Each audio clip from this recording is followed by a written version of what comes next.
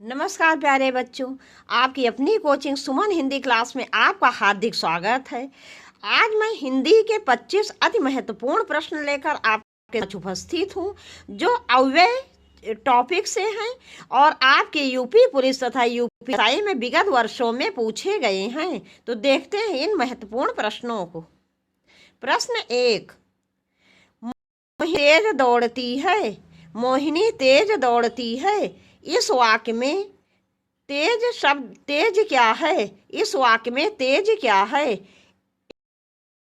1 क्रिया विशेषण, 2 स्थानवाचक क्रिया विशेषण, 3 कालवाचक क्रिया विशेषण, 4 परिमाणवाचक क्रिया विशेषण। इसका विकल्प ए सही है, रीतिवाचक क्रिया विशेषण। देखो बच्चों, ये अव्यय अभिकारी शब्द के प्रश्न है। अव्यय अभिकारी शब्द उसे कहते हैं जिन पे लिंग वचन काल कारक आदि के आधार पर कोई प्रभाव नहीं पड़ता है, अर्थात जिनका रूप लिंग वचन काल कारक आदि किसी भी आधार पर परिवर्तित नहीं होता है। तो इसके भेद कितने होते हैं? 4। क्रिया विशेषण, संबंध बोधक, समुच्चय बोधक, विस्मयादि बोधक। तो ये क्रिया विशेषण के रूप हैं। प्रश्न है मोहिनी तेज दौड़ती ही, इस वाक्य में तेज क्या है? ये इसका विकल्प 1 सही है, रीतिवाचक क्रिया विशेषण। रीतिवाचक क्रिया विशेषण वहाँ होता है जहाँ क्रिया की रीत या ढंग के बोध का बोध होता है। जैसे मोहिनी कैसे दौड़ती है? तो तेज दौड़ती है। दौड़ना क्या है? क्रिया है। इसकी विशेषता क्या है? तेज। तो इसका विकल्प ए सही होगा, रीतिवाचक क्रिया विशेषण। देखेंगे अगला प्रश्न।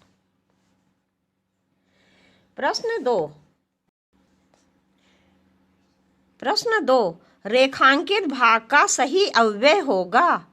आज दिन भर वर्षा होती रही। इसमें दिन भर देखो रेखांकित है, इसको हमें बताना है कि इसमें कौन सा अव्यय होगा। 1 संबंध बोधक अव्यय, 2 समुच्चय बोधक अव्यय, 3 विस्मयादि बोधक अव्यय, 4 क्रिया विशेषण अव्यय। तो इसका विकल्प 4 सही है, क्रिया विशेषण अव्यय। देखो बच्चों, कांस्टेबल परीक्षा यूपी कांस्टेबल परीक्षा 2016 में पूछा गया प्रश्न है। जितने भी प्रश्न सब आपके विगत परीक्षा में पूछे गए हैं। तो इसका है दिन भर क्रिया विशेषण अव्यय। ये क्रिया विशेषण का कौन सा भेद है? तो यह कालवाचक क्रिया विशेषण के अंतर्गत आएगा। देखेंगे अगला प्रश्न।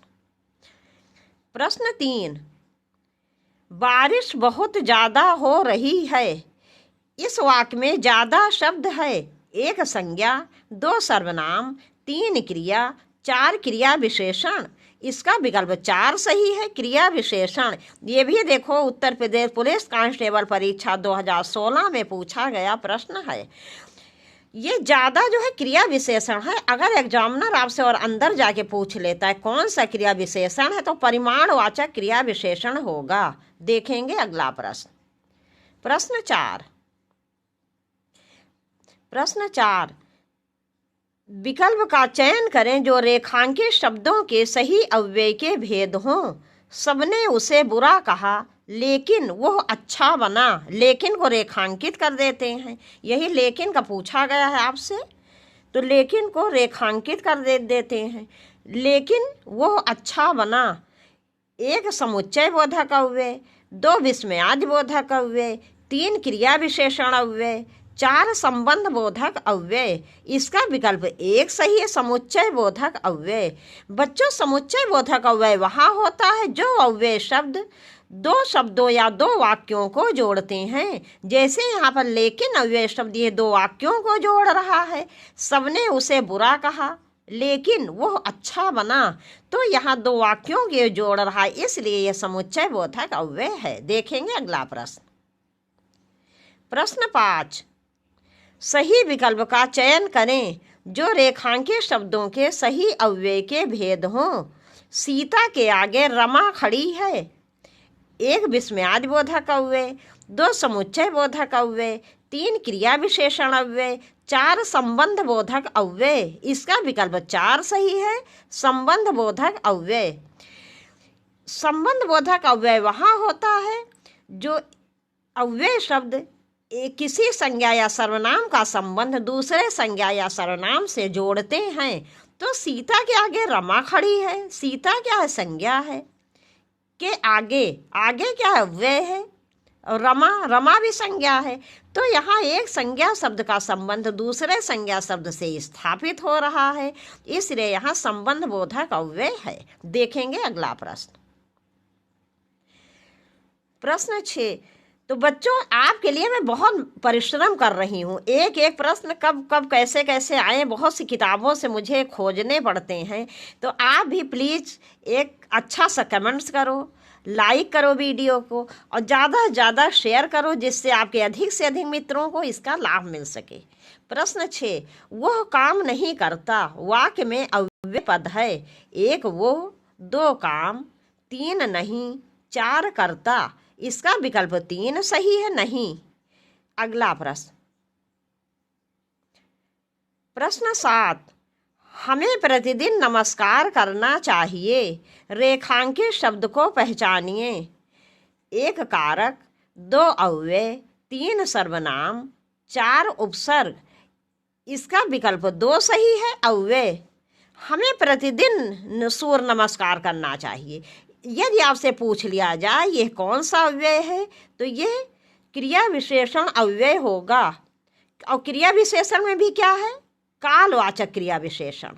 प्रतिदिन इससे समय का बोध हो रहा है, तो ये कालवाचक क्रिया विशेषण है। बच्चों, मेरी कोचिंग काकादेव कानपुर आशीष गार्डन गेस्ट हाउस के बगल में है, और यहाँ आप किसी भी लेवल की किसी भी परीक्षा के लिए हिंदी पढ़ सकते हैं।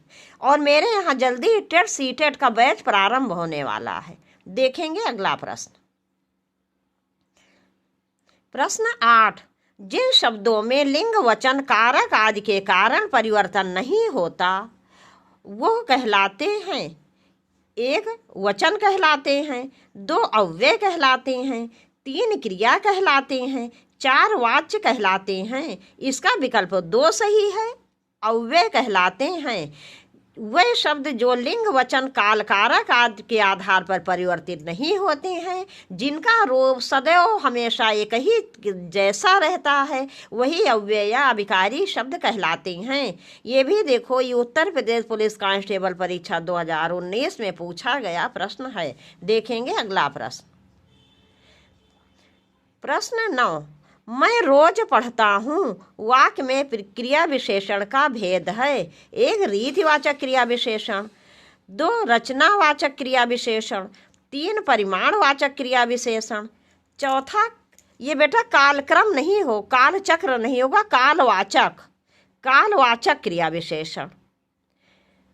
तो ये कालवाचक, कालवाचक क्रिया विशेषण, और यही विकल्प इसका सही है। 4 कालवाचक क्रिया विशेषण।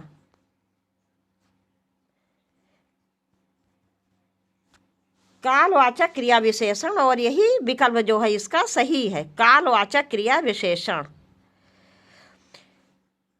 जैसे कि मैं रोज पढ़ता हूँ, इससे क्या बोध हो रहा है? समय का बोध हो रहा है कि मैं रोज पढ़ता हूँ, तो इससे काल का बोध हो रहा है, इसलिए यहाँ पर कालवाचक क्रिया विशेषण है। देखेंगे अगला प्रश्न। प्रश्न 10। धावक तेज गति से दौड़ते हैं वाक्य में तेज गति क्रिया विशेषण का कौन सा भेद है? 1 रीतिवाचक, 2 स्थानवाचक, 3 कालवाचक, 4 परिमाणवाचक। इसका विकल्प 1 सही है। रीतिवाचक। तेज, धीरे, जल्दी जल्दी, तेज तेज, अचानक, इस प्रकार के शब्द रीतिवाचक क्रिया विशेषण अव्यय के अंतर्गत आते हैं। देखेंगे अगला प्रश्न। प्रश्न 11। बात बहुत ज्यादा हो रही है इस वाक्य में ज्यादा शब्द क्या है? 1 संज्ञा, 2 सर्वनाम, 3 क्रिया, 4 क्रिया विशेषण। इसका विकल्प 4 सही है। क्रिया विशेषण।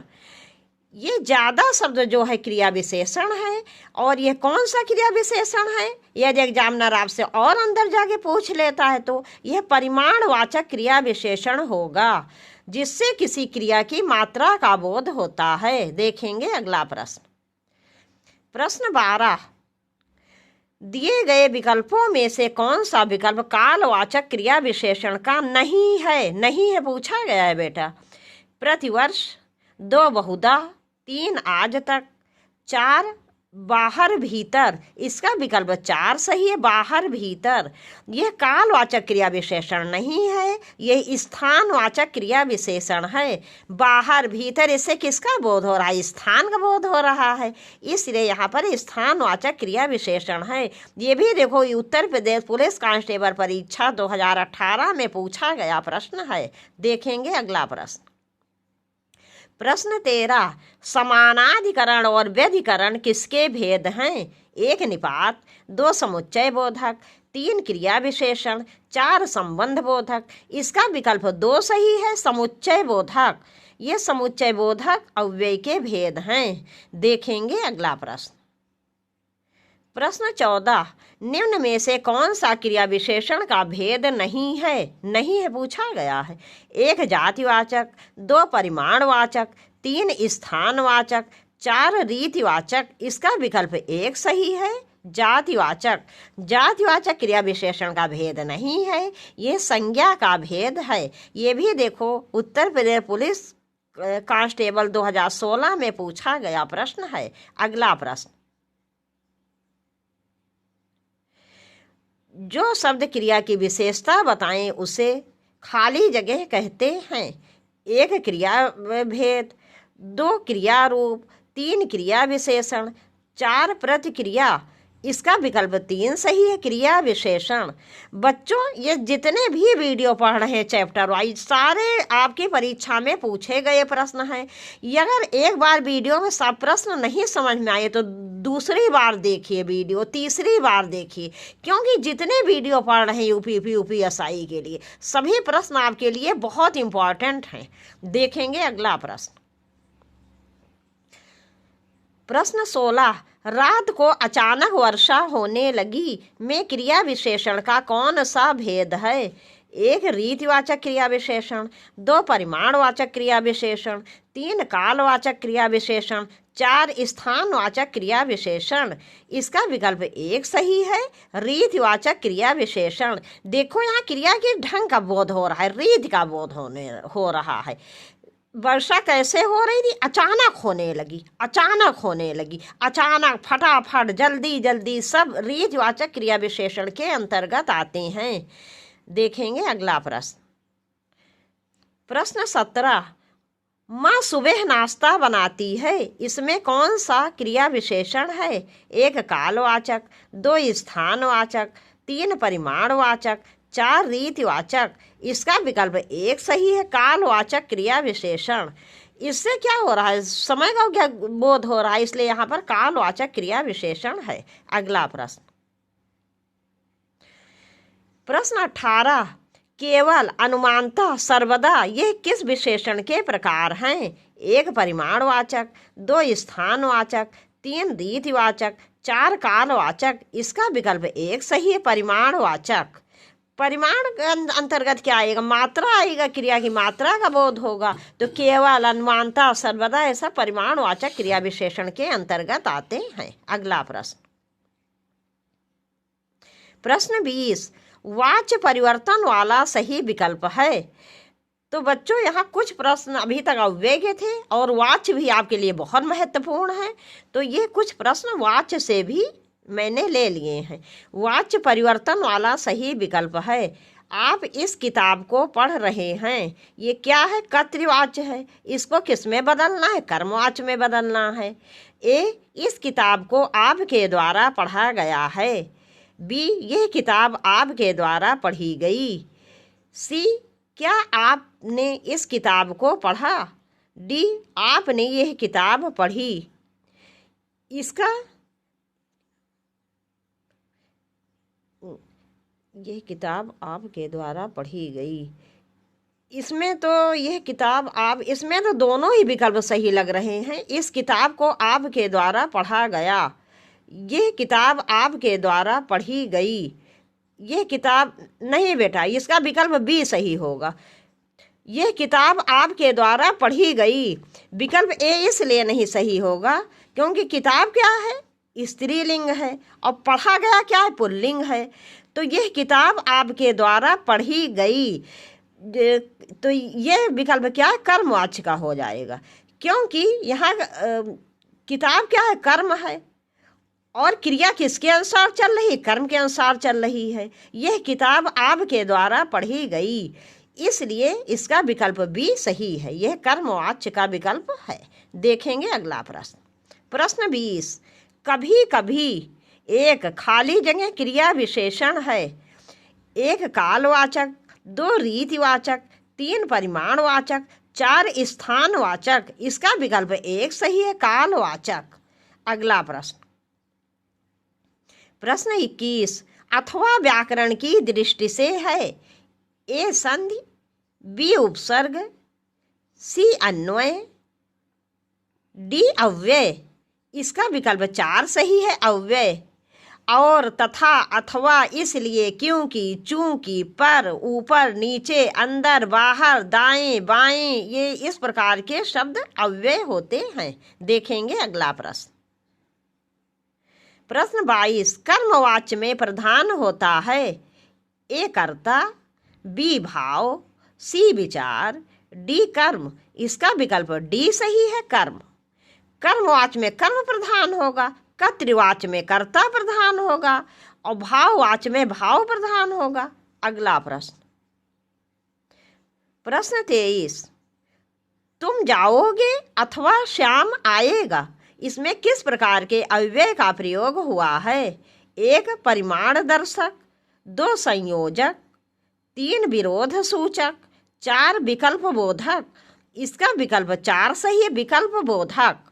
इसमें देखो विकल्प का ही तो बोध हो रहा है, तुम जाओगे अथवा श्याम आएगा, मतलब या तो तुम जाओगे अथवा श्याम आएगा, तो 2 में से कोई एक जाएगा, एक आएगा। तो ये कुछ प्रश्न बेटा देखो कुछ कॉमन सेंस को होते हैं, और अथवा अव्यय शब्द से ये जुड़ गया है, तो किसी एक के जाने एक के आने का बोध हो रहा है, इसलिए यहाँ पर विकल्प बोधक अव्यय है। देखेंगे अगला प्रश्न। प्रश्न 24, किस वाक्य में कर्मवाच्य नहीं है, नहीं है पूछा गया है आपसे। ए, उससे खाना नहीं खाया गया, बी, छात्र द्वारा पुस्तक पढ़ी गई, सी, बालक खिलखिला कर हंस रहा था, डी, दोषी व्यक्ति द्वारा क्षमा याचना की गई। इसका विकल्प सी सही है, बालक खिलखिलाकर हंस रहा है। हंसना क्या है, हंसना जो है वो अकर्मक क्रिया है, और कर्मवाच्य में कभी भी अकर्मक क्रिया का प्रयोग नहीं होता है। देखेंगे अगला प्रश्न। प्रश्न 25 तथा इस वीडियो का अंतिम प्रश्न निम्न में अव्यय है, ए ठीक, 2 कृष्णा, 3 जापान, 4 उत्तर। इसका विकल्प 1 सही है, ठीक। ठीक इसलिए, क्योंकि, चूंकि, अथवा, पर, ऊपर, नीचे, अंदर, बाहर, इस प्रकार के शब्द अव्यय होते हैं जिन पर लिंग वचन काल कारक आदि का कोई भी प्रभाव नहीं पड़ता है, अर्थात जिनका रूप कभी भी किसी भी दशा में परिवर्तित नहीं होता है, वे सभी शब्द अव्यय कहलाते हैं। अब बच्चों यहीं पर ये वीडियो समाप्त कर रहे हैं। मुझे पूरा विश्वास है सभी प्रश्न आपको बहुत पसंद आएंगे, क्योंकि ये सभी प्रश्न विगत वर्षों में आपकी परीक्षा में पूछे गए हैं। और बेटा वीडियो को ज़्यादा से ज़्यादा शेयर करो, और एक कोई भी कमेंट्स करो, और वीडियो को लाइक ज़रूर करो। यदि आपने अब तक चैनल को सब्सक्राइब ना किया हो तो सब्सक्राइब कर दीजिए, और यदि सब्सक्राइब किया हो तो दोबारा सब्सक्राइब मत करना, नहीं तो अनसब्सक्राइब हो जाएगा। आपसे जल्दी ही मिलेंगे बहुत अच्छे प्रश्नों के साथ। तब तक के लिए नमस्कार।